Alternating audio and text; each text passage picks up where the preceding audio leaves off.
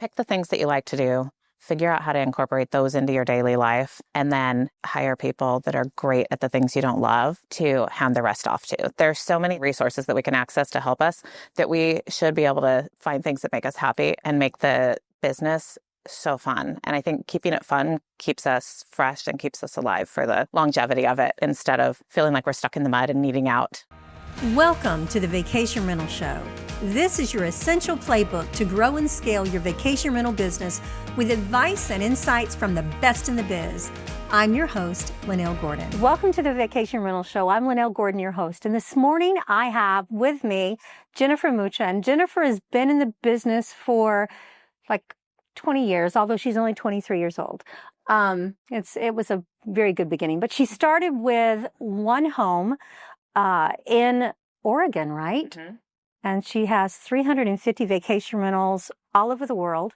And it is so good to have you here this morning. How are things going? So great. I'm so happy. And I'm so happy to be here. So tell me about work. What is the biggest challenge that you have faced as a vacation rental manager in growing from one property to 350? I know there are a lot of operational changes, but if you had advice to give people who are just starting out, what would that advice be? I think it would be to think outside of the box and to grow your business doing the things that make you the happiest. We wear so many hats in this industry. We have so many things that we can take on. We can take on, guests. We can take on owners. We can take on operations. We can take on accounting, whatever it is. Pick the things that you like to do.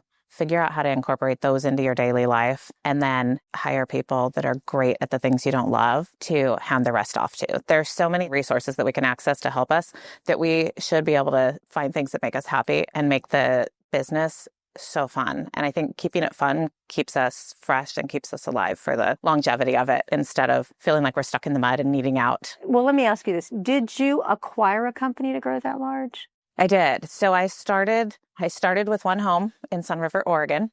Like a lot of people, started with one home, it was my home. Thought I would try doing it, maybe could do it better than the local companies. And I could. It turned out that not only was I there close to where it was and I could handle it and oversee it and look at the details, but I also had a knack for pricing and had a knack for not marketing as far as like marketing goes that you would traditionally think of, but as far as marketing a vacation rental, how to build it out so that it showed up on search results, which 21 years ago, by the way, is significantly different than today. That's true. That's totally true. But going through those kind of processes, I was really good at them. And so right out of the gate, I was able to make significantly more on that one home than all the competitors were making in the market. So over the course of the first few years, I learned how to do that for each home that I would bring on. And then eventually signed up with Streamline so that I could grow the business larger. And then, yes, I did about 10 years in, start buying businesses, which is a whole, it was fun. I'm glad I did it. I conquered it, but it's not always the best option. So for those people who are looking to grow their business through acquiring other smaller businesses, maybe in their area, maybe not even in their area, what are the greatest challenges for that in acquiring another property management business? Yeah, I think there are two. I think that employees are the hardest, probably. It's very hard to have that cultural connection with each person when you aren't in the same state as they are. So I expanded to Hawaii, and Palm Springs were the two hardest because you're out, it's a 5.5-hour flight to get to Hawaii, and you are all of a sudden then not able to just show up if they're having a bad day, if they need some help, if something goes wrong, if they just need to see your face more often. So that was very hard. It's hard to just have that true connection. We have better resources now. You can do Zoom calls, you can be face to face on video, but it's just not the same as being there, giving them a hug, talking them through whatever it is. Giving somebody grace is so much easier in person than over a video a lot of times. So I think that's a big deal.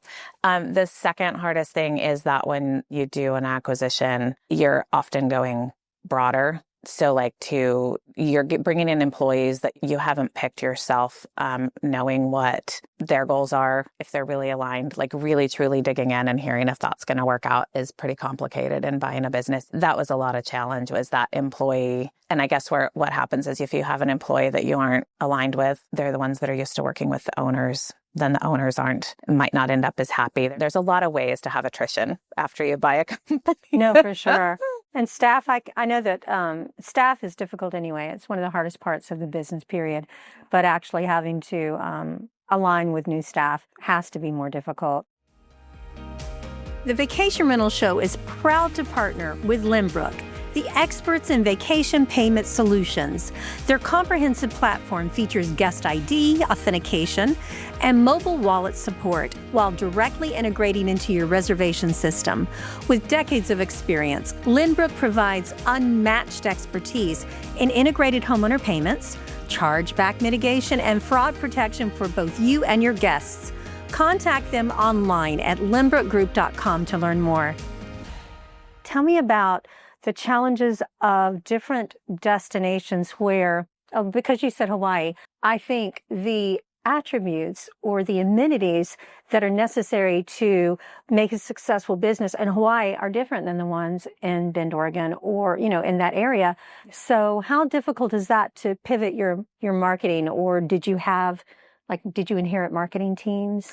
We've never inherited marketing teams. I was thinking about marketing this morning. It's not my favorite. So that was why I caveated that comment about I'm really good at marketing because I know what needs to go out there, but I'm not a marketing expert at all. So we did not inherit any marketers. I had an in-house person that did marketing for years. That helped a lot. You have to kind of have somebody that has just an eye for like what might need to come out, this is what might need to be published, kind of giving you a brand and a look and a feel to your company. I think that was super important to get out there. Nowadays, you can do a lot of that with your website and then just pull out from your website that look and feel. So if you get one thing designed right, but I've used a lot of fractional marketing people over the years because I think that has ended up being most efficient for us because we can say, here's our website. We love the way it looked. We spend the time to build that out and put a lot of our personality into it. And then they can pull out of that and see what it feels like, and push that out to the public. So, I think fractional is the way to go a lot of times. I think that's right for several different reasons in business. Number one, I found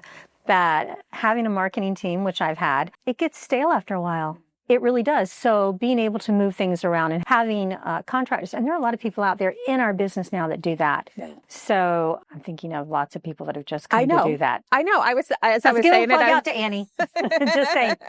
Because she just started her own company doing that because actually, I know a lot of property management companies that outsource their marketing, and having that outsourced marketing team, whether it's, fractional or whether it's truly outsourced and contracted, it's very efficient and it seems to be successful in a lot of cases. Yeah. The hardest part of growing would be? I think the geography is probably the hardest thing. You can control a lot. You can't control geography. You can't control how far that is out. So if you grow organically, you can grow in specific ways and work with your team to talk to the owners in specific ways. If you want to control pricing, you can control pricing. If you want to control your culture, you can do that. You can't control how far it is away and how long it takes to get there. So I think that's probably, it's like, what is it? Location in real estate? It's location. Yeah. Yes. It's the same kind of a thing with a business, is that I think that's just the hardest thing. You can't control it. You have to fit into that road to get there. So guys, if you're looking to grow and maybe even in different destinations, Jennifer, would you be willing for people to reach out to you? Absolutely. Okay. Yeah, how would would they reach you? LinkedIn's great. I'm on there all the time, and it will email me also. So that's a great way to find me. Okay. So last name is spelled Mucha, guys. So just if you are looking to grow your vacation rental business, Jennifer is a great resource. She's very much a mentor in the industry, and she's always willing to help. And so guys, if you want to grow your business and you have any questions about culture or marketing or just simply growth in your business, reach out to Jennifer. Thank you so much for being with me. I really appreciate it, as always. Thank you for having me. And I'm so glad we're here in this beautiful place in Florida. It is gorgeous. It's amazing. Gorgeous. Thank you. This episode of the Vacation Rental Show was brought to you by Lynbrook. To find out more about how Lynbrook Group can help grow your vacation rental business, visit lynbrookgroup.com. Make sure to search for The Vacation Rental Show in Apple Podcasts, Spotify, and YouTube, or anywhere else podcasts are found, and hit subscribe so you never miss an episode. On behalf of the team at Inhabit, thanks for listening.